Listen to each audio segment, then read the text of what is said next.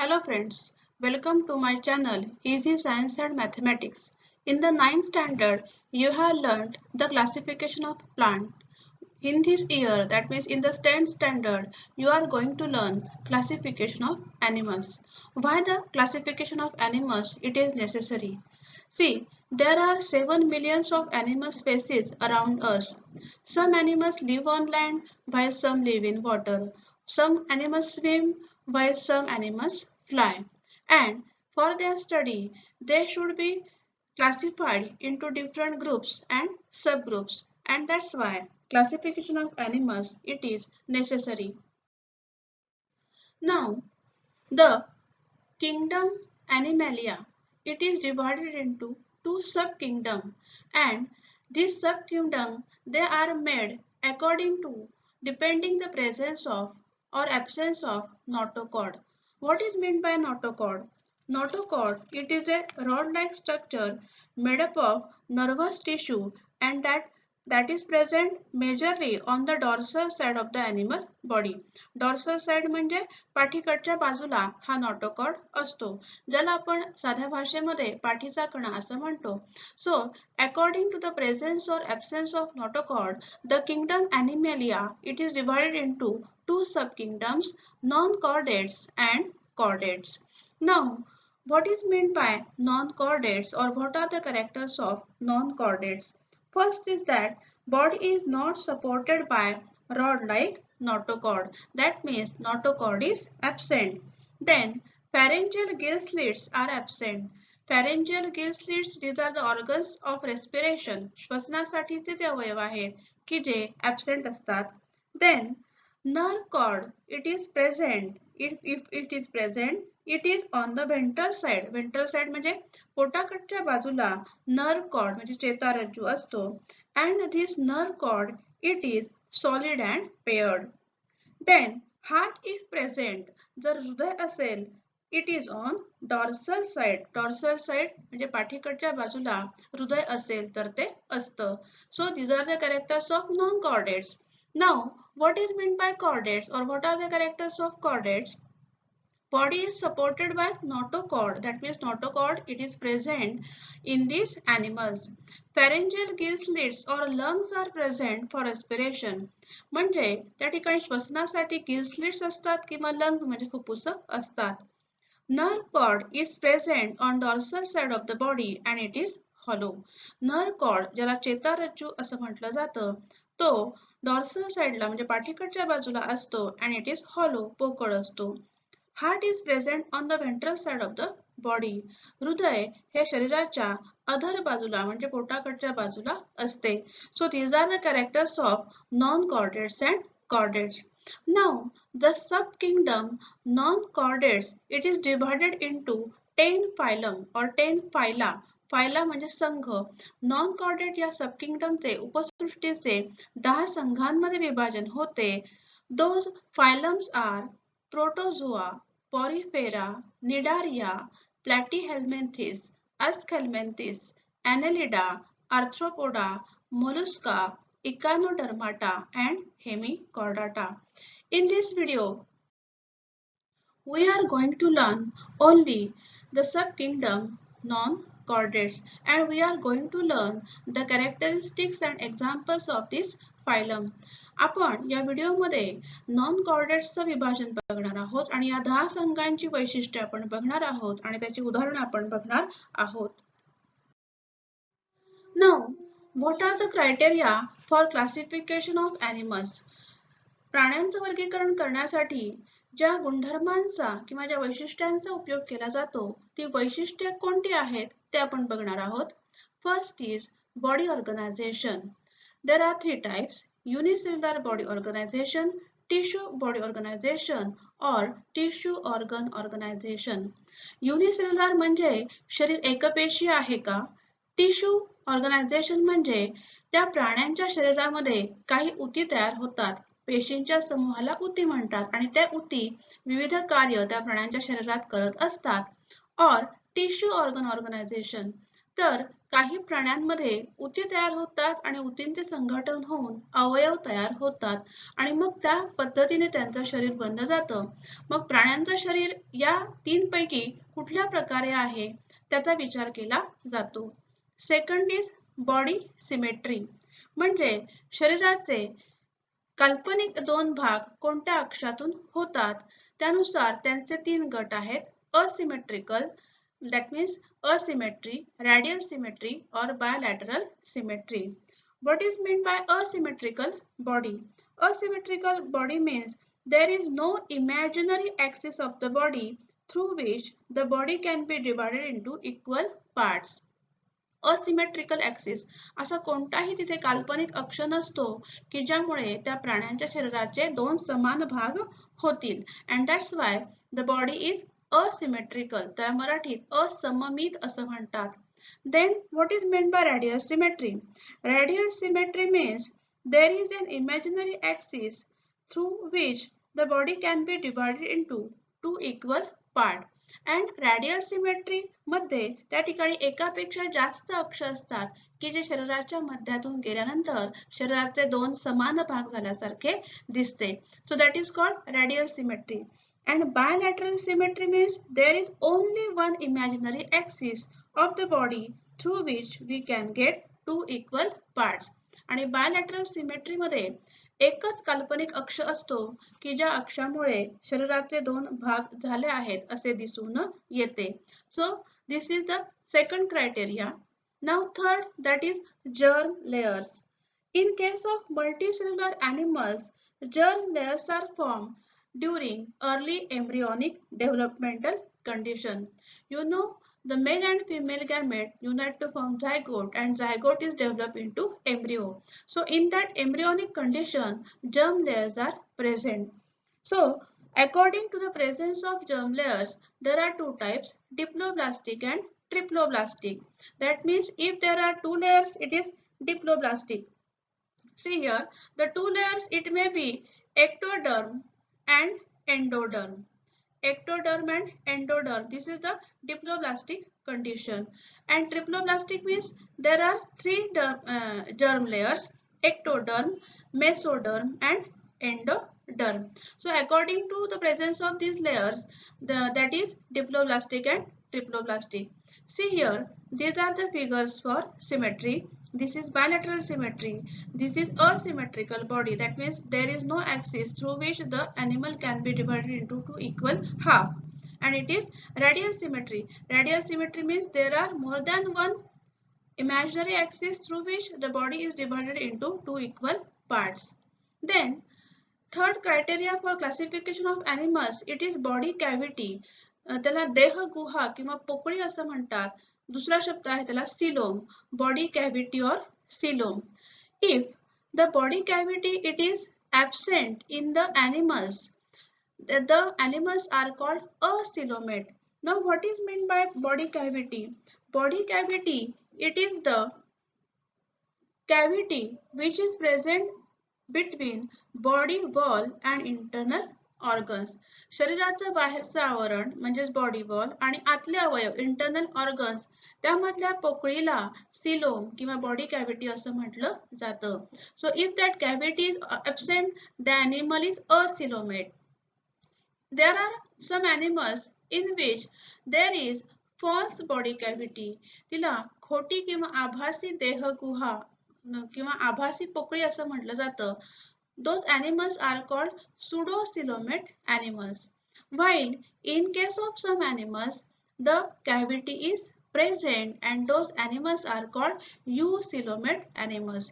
So, acoelomate, pseudocoelomate and eucoelomate. These are the three types according to the presence of body cavity. Then, fifth criteria, it is the body segmentation. म्हणजे शरीराचे छोट्या छोट्या खंडांमध्ये विभाजन झालेलं असेल तर त्याला सेगमेंटेशन, खंडीभवन असं म्हटलं जातं. So if the segments are present, then the body is segmented, and if the segments are absent, then the body is asegmented. So these are the 5 criteria according to which the classification of animals is done. तुम्हाला हे लक्षात ठेवणं गरजेचं आहे, कारण पुढे प्रत्येक संघाच्या वैशिष्ट्यांमध्ये हे शब्द तुम्हाला येणार आहेत. त्याच्यामुळे एकदा व्हिडिओ पॉज करून तुम्ही हे पुन्हा एकदा वाचायचं आहे. Now, the first phylum, it is Porifera. Porifera, the first criteria or first the character. These animals are with simplest body plan and are called as sponges. त्याला स्पंज असं म्हटलं जातं. They bear numerous pores on their body. Pores म्हणजे छिद्र. त्यांच्या शरीरावर असंख्य छिद्र असतात. तुम्ही ते बघू शकतात. आणि म्हणून त्यांना पॉरिफेरा संघ असं म्हटलं जातं. Those pores are called as ostia and oscula. शरीरावरचे जे छोटे छिद्र आहेत त्याला ऑस्टिया म्हटलं जातं आणि जे मोठं छिद्र आहे की ज्याला आपण मुख असं म्हणू शकतो त्याला ऑस्क्युला असं म्हटलं जातं. So this is the sponge. These are aquatic animals. Most of them are marine and few are fish water dwellers. Aquatic म्हणजे जलचर, पाण्यात राहणारे आहेत. काही समुद्राच्या पाण्यात राहतात तर काही गोड्या पाण्यात राहतात. फ्रेश वॉटर, गोड पाणी. Most of the animals have asymmetrical body. We have learnt it. These animals have special type of cells called collar cells. यांच्यामध्ये विशिष्ट प्रकारच्या collar cells असतात.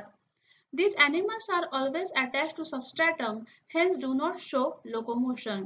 कुठल्या तरी आधाराला सबस्ट्रॅटम, कुठल्या तरी आधाराला हे प्राणी चिकटलेले असतात. So they do not show locomotion. ते कुठली हालचाल दाखवत नाही, म्हणजे ते एका ठिकाणाहून दुसऱ्या ठिकाणी जाऊ शकत नाही. Hence they are referred as sedentary animals. Sedentary म्हणजे एका ठिकाणी स्थानबद्ध असलेले प्राणी असं त्यांना म्हटलं जातं. Their spongy body is supported by spicules or spongin fibers. त्यांच्या शरीरावर काटेरी भाग असतात, त्यांना स्पिक्यूल्स किंवा स्पॉन्जिन फायबर्स असे म्हणतात, जे त्यांच्या शरीराला आधार देतात. Spicules are made up of calcium carbonate और सिलिका. ते जे काट्यांसारखे भाग आहेत स्पिक्यूल्स, ते कॅल्शियम कार्बोनेट किंवा सिलिका पासून बनलेले असतात. These animals feed upon small organisms taken in their body along with water. त्यांचं शरीर छिद्रयुक्त असतं. त्या छिद्रांमधून जे पाणी जातं, त्या पाण्यामध्ये जे काही ऑर्गॅनिझम्स पाण्यामध्ये राहणारे असतील ते त्यांचं अन्न आहे, त्यावर ते जगतात. Water is taken in through ostia and given out through oscula. पाणी या ऑस्टिया म्हणजे शरीरावरच्या छिद्रातून घेतलं जातं आणि शरीराच्या टोकाच्या बाजूला जे छिद्र आहे ऑस्क्युलम त्यातून बाहेर टाकलं जातं. These animals reproduce by budding. Budding process we have learned in the process of reproduction. So these animals reproduce by budding, an asexual method and or by sexual method. Besides, they have good ability of regeneration. पुनरुद्भवन क्षमता म्हणजेच त्यांची जी रिप्रोडक्शनची process आहे regeneration त्या पद्धतीने ते दाखवतात. Example सायकॉन, युस्पॉन्जिया त्याला bath sponge असं म्हटलं जातं, हायलोनिमा and युप्लेस्टिला. These are the examples of Porifera. So this is Cycon sponge and this is Spongilla. These are the two examples of the phylum Porifera. Then the second phylum, it is Coelenterata or Cnidaria. Now, what are the characters of this phylum? Body of these animals is cylindrical or umbrella-like. त्यांचं शरीर हे दंडाकृती असतं किंवा छत्रीच्या आकाराचं असतं. तुम्ही इथे बघू शकता हा जेलीफिश आहे आणि त्याचा आकार छत्रीसारखा तुम्हाला दिसतो आहे. It is cylindrical. It is called as polyp and if it umbrella-like, it is called medusa. त्यांचं शरीर दंडाकृती असेल तर त्याला पॉलिप म्हणतात आणि छत्रीसारखं असेल तर त्याला मेडुसा म्हणतात. Most of these animals are marine. Only few are freshwater dwellers. म्हणजे बरेचसे समुद्रात राहतात तर फारच थोडे गोड्या पाण्यात राहतात. Body of these animals it is radially symmetrical and diploblastic. Nidoblast bearing tentacles are present around the mouth. Nidoblast म्हणजे दंश पेशी. त्यांच्या तोंडाच्या आजूबाजूला हे जे टेंटॅकल्स असतात त्यामध्ये निडोब्लास्ट म्हणजे दंश पेशी असतात. Tentacles are useful for capturing the prey, whereas nidoblasts inject the toxin in the body of the prey. Prey म्हणजे भक्ष. हे जे टेंटॅकल्स आहेत तर ते टेंटॅकल्स भक्ष्य पकडण्यासाठी उपयोगी आहेत. तर त्यामध्ये असणाऱ्या ज्या निडोब्लास्ट म्हणजे दंशपेशी आहेत ते त्या भक्ष्याच्या शरीरामध्ये टॉक्झिन म्हणजे विषारी द्रव्य इंजेक्ट करतात, ज्यामुळे ते भक्ष्य मृत पावतं आणि ते भक्ष्य घेऊ शकतात. Those are useful for protection too. That means nidoblast ज्या आहेत दंशपेशी ज्या आहेत ते प्रोटेक्शन म्हणजे त्या प्राण्याचं संरक्षण करण्यासाठी सुद्धा उपयोगाला येतात. Example hydra, Adamsia that is sea anemone, this is sea anemone, Physalia that is called Portuguese man of war, and Aurelia that is the jellyfish or corals are also from the phylum Cnidaria. Corals त्याला प्रवाळ असं म्हटलं जातं. Third phylum it is प्लॅटीहेल्मिंथेस.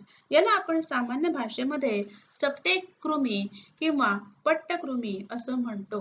These are the examples of platyhelminthes. See the characters. Body of these animals it is slender and flat like a leaf or a strip. त्यांचं शरीर flat एखाद्या रिबेनी सारखं चपट असतं. Hence they are called as flatworm. त्याला चपटे किंवा कृमी किंवा पट्टकृमी असं म्हटलं जातं. Most of these animals are endoparasite. परजीवी. पॅरासाइट म्हणजे परजीवी की जे दुसऱ्यांच्या शरीरावर किंवा शरीराच्या आत राहतात. इथे एंडोपॅरासाइट म्हटलेलं आहे म्हणजे हे जे परजीवी आहे ते इतर प्राण्यांच्या शरीराच्या आत राहतात. Few are free living and aquatic. तर काही हे स्वतंत्र राहतात आणि पाण्यात राहतात, जलचर आहेत. Body is acoelomate and bilaterally symmetrical. You know the meaning of these. These are triploblastic, that is their body is made up of 3 germ layers: endoderm, ectoderm and mesoderm. These animals are hermaphrodite. Now what is meant by hermaphrodite? That is male and female reproductive systems are present in the same animal body. म्हणजे ज्या प्रजनन संस्था आहे, reproductive system आहे, mail आणि female त्या दोन्हीही एकाच प्राण्याच्या शरीरामध्ये असतात. That condition it is called hermaphrodite. Example planaria, liver fluke and tapeworm. See here it is liver fluke and this is planaria. So these are the examples of platyhelminthes and these are endoparasite. त्याला अंतःपरजीवी असं म्हटलं जातं, शरीराच्या आत राहणारे. Next phylum it is aschelminthes. Aschelminthes याला गोलकृमी असं म्हटलं जातं सामान्य भाषेमध्ये. आपल्याला जंत हा जो अस्केल्मेंथिस आहे तो परिचयाचा आहे. Body of this animals it is long thread like और सिलेंड्रिकल. त्यांचं शरीर हे दोरीसारखं लांब असतं आणि सिलेंड्रिकल म्हणजे दंडगोलाकार असतं. Hence they are called as roundworms. त्याला गोलकृमी असं म्हटलं जातं. These animals are either free living or endoparasite. काही स्वतंत्र राहतात तर काही एंडोपॅरासाइट म्हणजे अंतःपरजीवी इतर प्राण्यांच्या शरीराच्या आत राहतात. Free living animals are either aquatic or terrestrial. जे स्वतंत्र राहतात त्यातले काही aquatic आहेत, जलचर आहेत, तर काही terrestrial म्हणजे जमिनीवर राहतात. Body of these animals is triploblastic and pseudocoelomate. आभासी देहगुहा त्यांच्या शरीरात असते. Body of these animals is non-segmented and covered with tough cuticle. त्यांच्या शरीराचे कुठलेही खंडात विभाजन झालेले नसते. Non-segmented and covered with tough cuticle. त्यांच्या शरीरावर टणक असं आवरण असतं, त्याला क्युटिकल असं म्हटलं जातं. These animals are unisexual. Unisexual म्हणजे नर आणि मादी प्राणी हे वेगवेगळे आढळून येतात. See, it is the example of Ascaris. It is female Ascaris and it is male Ascaris. Ascaris म्हणजे सामान्य भाषेमध्ये आपण त्याला जंत म्हणतो. So thus these animals are unisexual. Example Ascaris that is called intestinal worm. हे जे जंत आहे ते प्राण्यांच्या इतर म्हणजे मानव असेल किंवा इतर मोठे प्राणी असतील त्यांच्या आतड्यांमध्ये राहतं. That is the intestinal worm. Then filarial worm, eye worm. These are the examples of Aschelminthes. Then we will see the next phylum. That is Annelida. Now let us see the characteristics of Annelida. The familiar examples that we know, that is the earthworm. गांडूळ हे आपल्या परिचयाचं उदाहरण आहे Annelida या संघातलं. The first character is that Body of these animals is long, cylindrical and metamerically segmented. त्यांचं शरीर हे लांब असतं, दंडगोलाकार असतं, दंडाकृती असतं and metamerically segmented. त्याचं खंडांमध्ये विभाजन झालेलं असतं. म्हणून त्या संघाला Annelida असं म्हटलेलं आहे. Most of the animals are free living but few are ectoparasite. काही स्वतंत्र राहतात तर एक्टोपॅरासाइट म्हणजे बाह्य परजीवी म्हणजे इतर प्राण्यांच्या शरीरावर ते राहतात. Free living animals may be marine or freshwater dwellers or terrestrial. जे स्वतंत्र राहतात म्हणजे जे इतर प्राण्यांच्या शरीरावर राहत नाहीत, त्यातले काही समुद्रात राहतात, काही फ्रेश वॉटर म्हणजे गोड्या पाण्यात राहतात, तर काही जमिनीवर राहतात. These animals are triploblastic, bilaterally symmetrical, and eucoelomate. They have setae or parapodia or suckers for locomotion. Setae, parapodia, suckers हे त्यांचे लोकोमोशन म्हणजे हालचाल करण्यासाठीचे त्यांचे अवयव आहेत. तर काही प्राण्यांमध्ये सीटी असतात, काही मध्ये पॅरापोडिया असतात, तर काहींमध्ये सकर असतात. Their body is covered with special cuticle. त्यांच्या शरीरावर विशिष्ट प्रकारचं क्युटिकलचं आवरण असतं.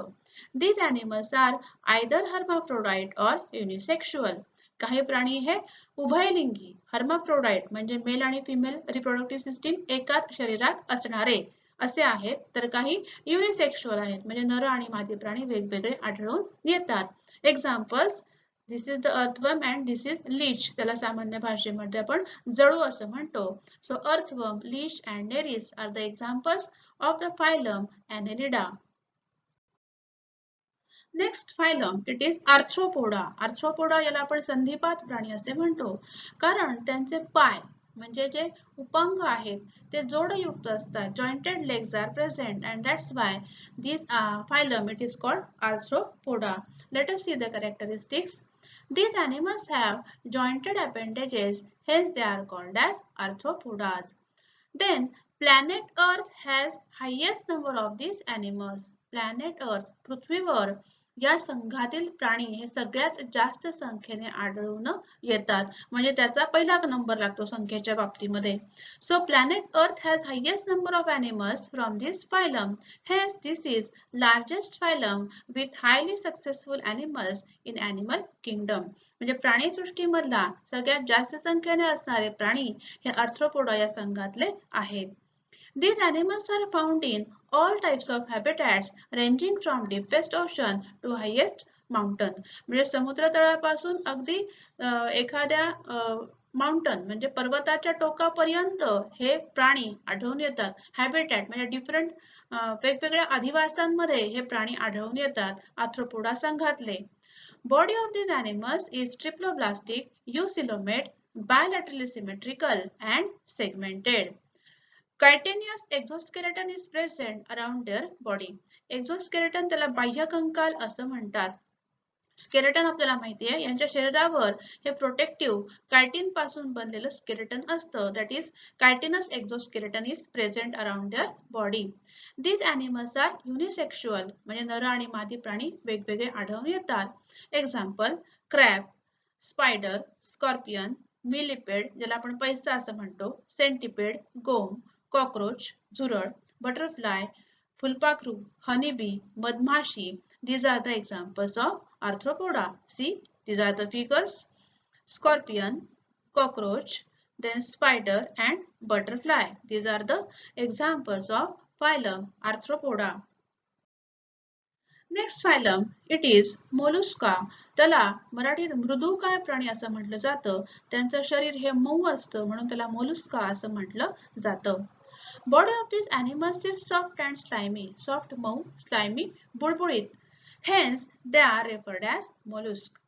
This is second largest phylum in animal kingdom. आपण आत्ताच पाहिलं आर्थ्रोपोडा संघातील प्राण्यांची संख्या जास्त आहे, त्यानंतर मोलुस्का या संघाचा नंबर लागतो. So it is the second largest phylum in animal kingdom. These animals are aquatic or terrestrial. Most of the aquatic mollusks are marine, but few are freshwater dwellers too. काही जलचर आहेत तर काही जमिनीवर राहतात. जे जलचर आहेत त्यातले काही समुद्रात राहतात तर काही गोड्या पाण्यात राहतात.